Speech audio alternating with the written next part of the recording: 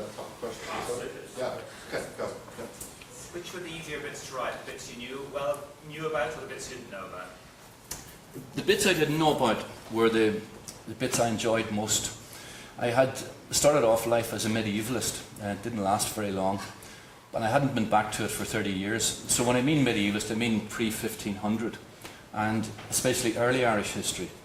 And what I discovered there was some amazing scholarship which had totally passed me by. So I must have spent a year working on the first 2 chapters, just to read up on that material. The writing is superb. English historians, terrific sort of reconceptualization of the whole medieval period, the early medieval period as well, the pre-1000. So I enjoyed working on that, and I enjoyed trying to spot points that would fit in. I mean, I can't remember whether it was yourself or someone else was talking about, you know, he uses examples from 1848 and says that looks like 1568. I try to do that myself. I thought this is a way of trying to connect past and present. That is, the Townshend Viceroyalty, an attempt by the British government to bring administration back to the castle, looks very much like the Tudor governors from the 1560s, and they bring administration back out of the hands of Anglo-Irish magnates and so on. So that would be put in. The 1916 the attempt to get Germans, our gallant allies in Europe, compare that with General Humbert in 1798. It sort of can give you another little dimension as to whether or not it could have worked if you make a comparison over a century or 2 centuries. And again, it does try to connect the narrative into a whole sort of piece. Someone else? Yes. No. Why did we fall in love with Empire? Not doing well enough. In 2 words, the Boer War. I mean, I'm sure there are other ancillary reasons. I think we fall out of love with the Empire because of the Boer War. I think it's been shaping up that there's unease, certainly anti-recruitment from the 1870s on. But the Boer War is a war against whites who want home rule, or whatever, some sort of notion of home rule.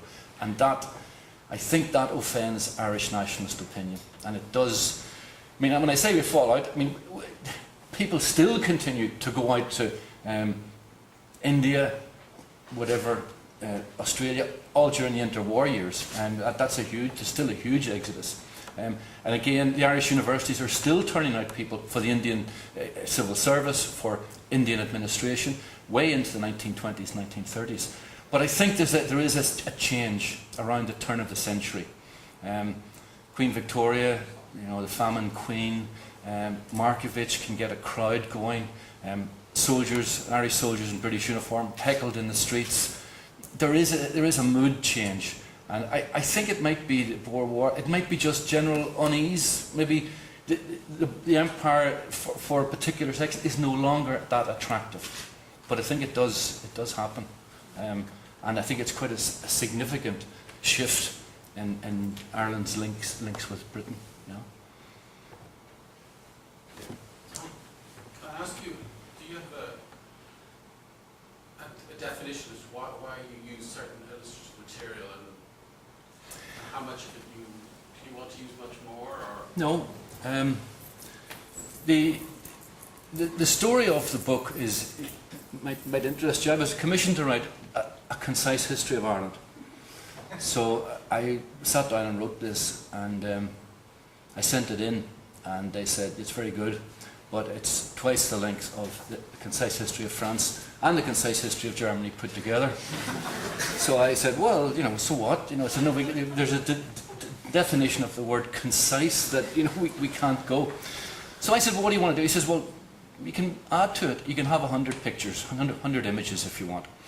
And this was attractive to me because I'd done some images for the military history 15 years ago, and I wanted to do research in images. And one of the things I set out to do was to try and find fresh images. Everyone wants that, but it's not always possible. But even some cliched images, I think, work if they're put in the context of other images. So that while we may have all seen Markievicz with her revolver, and it's, you know, it's so boring, it's about covers and all the rest of it, nonetheless, it can, if you're trying to make a point about female empowerment, perhaps post-1900, it does seem to make the point. The other thing I tried to do with images is to select images which illustrate parts of the story which I had not got time to get into. Thus, the picture of a memoriam card for General Liam Lynch, which is a striking one, and it's counterposed with Michael Collins's funeral, and the amount of Catholic sort of frippery around it all is quite, around both sides, is quite extraordinary. You know, it's not like the Spanish Civil War. You know, it's bitter and vicious, but it's not like that. It's a puzzle for a historian from the 18th century coming to look at this and looking at the in memoriam cards, which are very, very identical in terms of their Catholic iconography and so on, which they bring forward. The picture of De Valera sort of kissing the papal legate's hand, you know, that summarises a page if I'd wanted to do Northern Ireland perceptions of what was going on in the Republic, or in independent Ireland in the 1930s and 40s. So, it was an opportunity to do things in one page, the image that would sum up stuff. The picture of mini-skirted young girls watching nuns escorting younger girls to communion.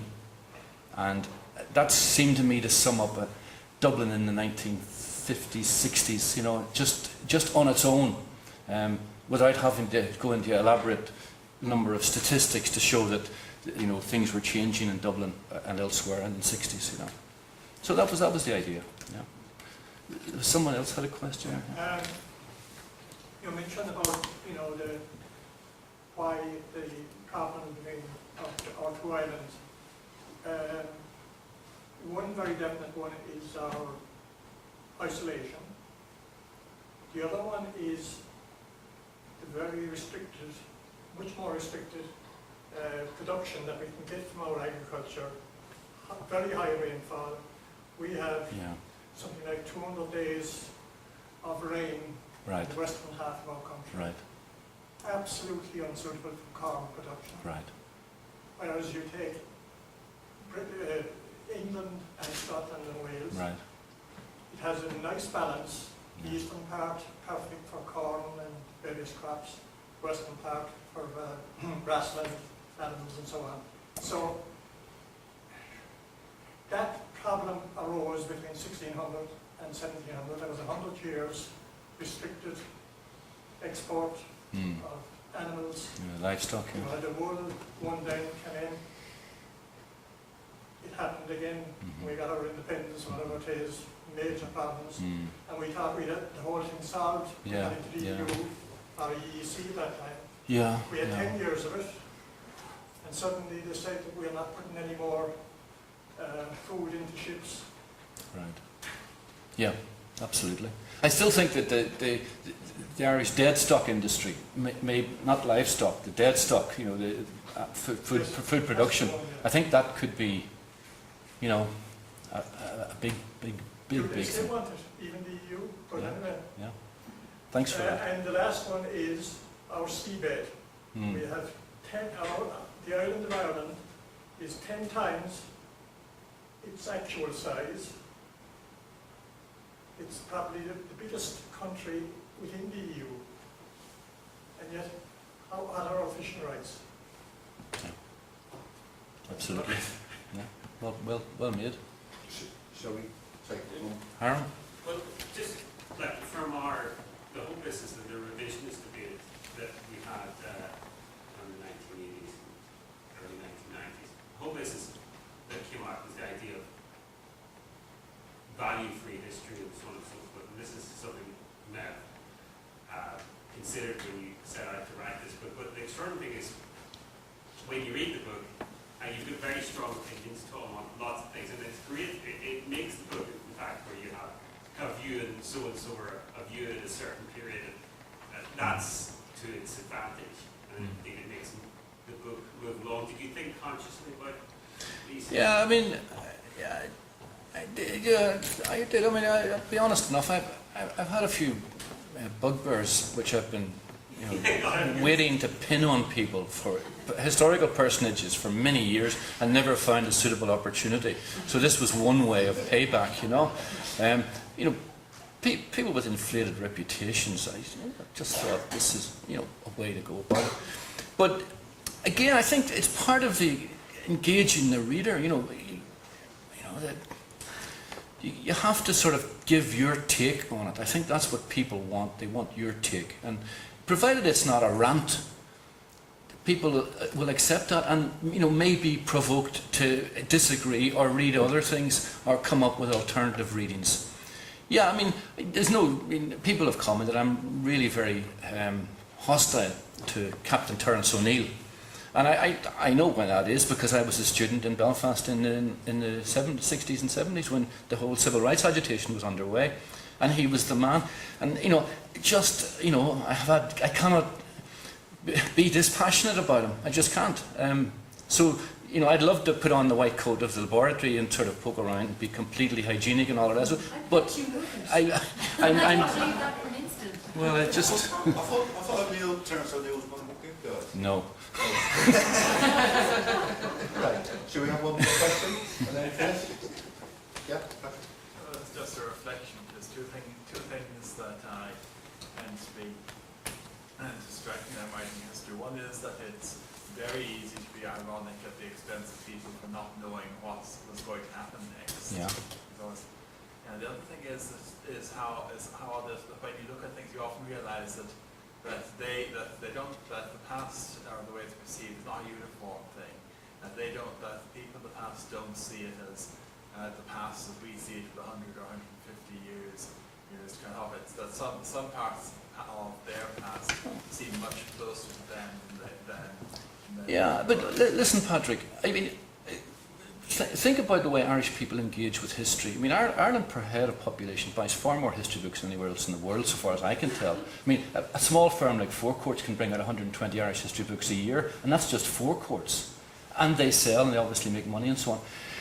When the negotiations were going on between Trimble and Gerry Adams for the power sharing executive and all the rest of it, you can't tell me that they weren't looking back to 1920 and thinking about a false move. Will this split the IRA? Will I end up like Michael Collins? Will Trimble be dumped by his? There is this historical imagination and memory. And I suspect if you go back to the 1920s, you'll find that, Gladstone's obsessed with Irish history. He saw himself as Henry VIII dealing with the Earl of Kildare, i.e. Charles Stuart Parnell. There is that historical perspective is, I think, maybe not unique to Ireland, but it's very strong here. So, yes, people don't sort of relate to their history books to find out what to do, but there is a historical consciousness.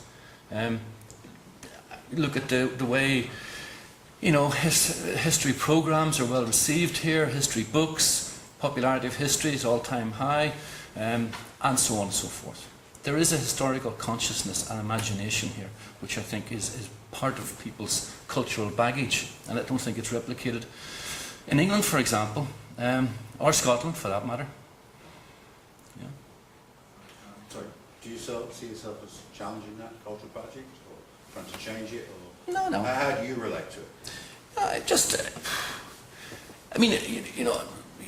You're coming from Belfast.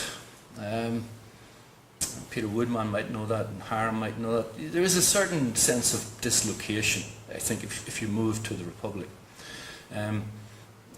It's very welcoming and all the rest of it, but your experience is not the experience of most of your colleagues, and that's a little bit of you get a little bit uneasy sometimes that everyone's trajectory has been quite just the same, and it's not that at all. And I think what someone said to me, my old tutor from Queen's, he said, I could hear you talking, Tom, all the way through it. The book's very Belfast. And, I was pretty pleased with that, because it really was, it's a sort of a Belfast take. I'm not impressed by nobody, Nothing anyone tells me impresses me. So I just say whatever I thought and just bang on to the next chapter, and that was that. Yeah. Doing that, like, we should finish. Do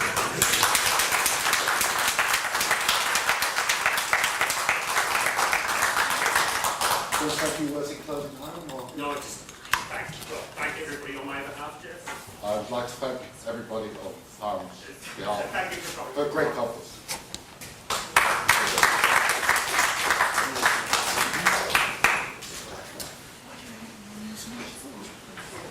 Okay, but in effect, all that, it wasn't like something. Oh, that was, is that, actually, he didn't do it, he was in effect, yeah, he was your meeting, but, and yeah, maybe when things were just like, being in effect, I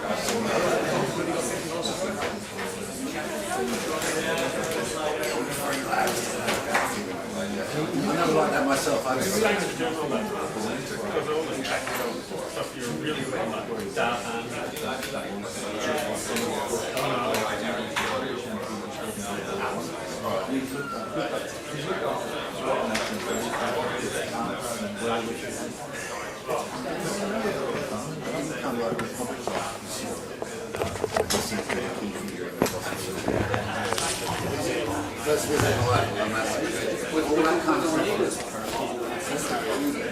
Running for road screen. Do you need helmet gear? Huh? Do you need helmet gear? I've only got 4 bags.